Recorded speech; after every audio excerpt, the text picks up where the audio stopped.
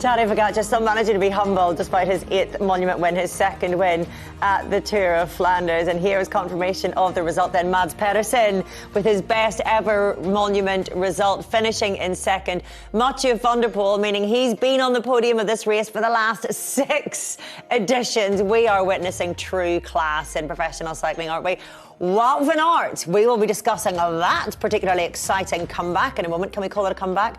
I guess we can. Jasper Stuyven, then Tish Benoot, Stefan Kung, Filippo Ganna, Biniam Girmay and Ivan Garcia rounding out the top 10. Adam, is this the moment where we start to call Tadej Pogačar a cobbled classic specialist? I think he is. I think, if you can win Flanders, you are a cobbled classic specialist. He's won it once already and he's done it again. In my opinion, some of the best ever races on cobbles. It's not just now in the past 2, 3, 4 years, it's ever. The speed that these guys are riding, the way they're attacking it, the way they're going so early in the races, guaranteed that he's one of the best cobbled riders that's ever lived. But more than that, he's probably the greatest rider that's ever lived, in my opinion. I mean, from what he can do winning a Tour de France in this era, it's unheard of. There's not one other bike rider that's even close to being like him in the peloton. What do you think, Jens? He's clearly a once-in-a-generation talent, what he can do across the classics from the Tour de France and, of course, the other Grand Tours. Is he a once-in-history? I would say very close to once. I mean, every 30 years we got a Bernard Hinault, and another 20 years before we had Eddie Merckx. But these legends are only born every so often. And I think we are witnessing, really the GOAT of cycling just emerging to really be the best ever.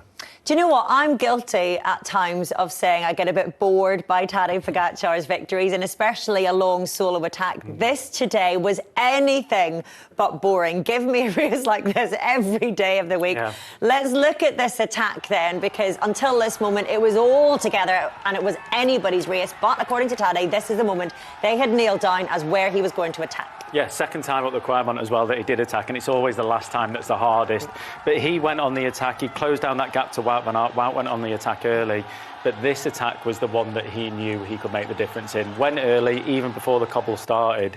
And I think for Tadej, just that little look over the shoulder, seeing a 3-4 length bike gap to Mathieu van der Poel, then it was like, right, it's now or never, do or die, all the way to the finish line. And he was just, it's one thing doing the attack, it's carrying on after it, it's literally going right up to your limit and then just going, I'm just going to hold that limit all the way to the finish now. It's remarkable. But it was so fascinating, Jens, because for a long time it wasn't an inevitable win. When we got to the bottom of the Paterberg, he had a gap of 28 seconds. Off the top, he had 24 seconds, so slightly shorter by the time the chasing group made it to the top. Then it was 31 seconds at 11 kilometres to go. These are all entirely bridgeable gaps with the 4 riders that he had and the quality behind.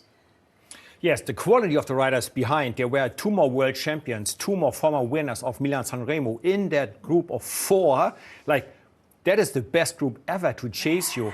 And in the defense of Tadej, we got to say it might look boring, he wins all the time, but don't forget, he crashed in Strade Bianche, one with a bleeding shoulder.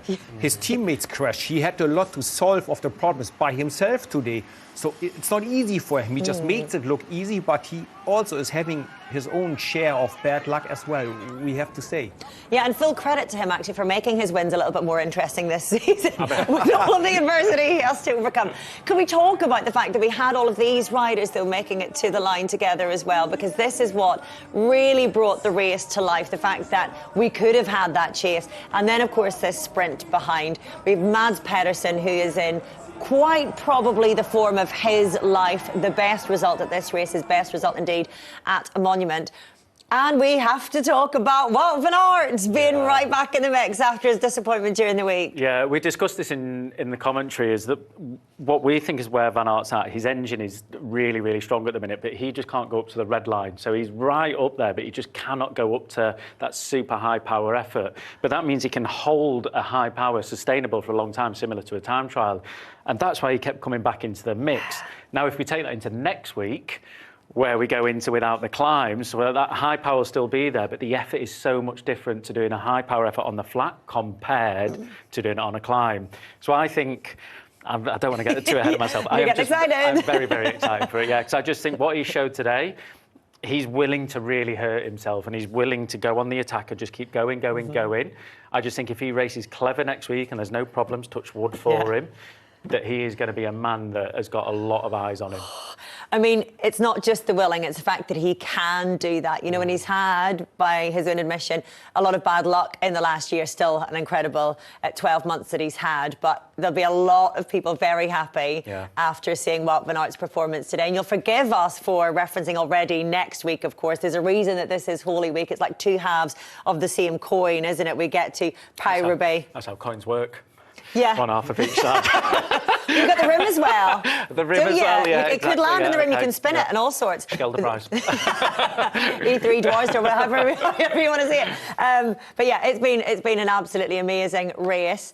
And it's been a good day for, I think, the good people, really, hasn't it? Because my prediction... Oh, Jesus. I wondered where you were going with this. I thought you were stalling here. Yeah, so I got the full marks with my Tadej Pogačar victory. Here's me claiming it for myself.